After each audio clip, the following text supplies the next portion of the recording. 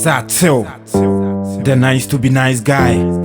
Ken Quest. Washington Records. Opesa oko heavy ko hwepi uto na hwan na si face we wo de be kosora hemai mu ya so saa mu ani agina gimi nkwan kwase asempe na hyehyɛ wadwene mu brand na brand ye homo so mfa so hwɛ be ma ho ne chance gugu ne kon mu high time we choose some more rap na ye bo mo na ye jai wo mu joku John G one wadwene na lusu agonko na odi be claim me boss fu na ye funti na wonya bi ka vortic wo hwan na benum insu komfo wo si den ka cha me se ko me rap na ye fita wo de na ni ko hwan na ka so honya found to menya doctor e ye born wa bon enyo where's the ball adwuma ne so apafo ni sentun to me kasa Ghana rap na huka put comedy aside they come to rap now hwana ko be me dan tipo yo tumuda ya no yet rap tie de bitu cha tentie nyina TV so dan ko bo kyerema de tipo na wose me ha me ho de se we ni makum mu na easy se metu meku dada yeah all things begin and end when you go to hype soon it go end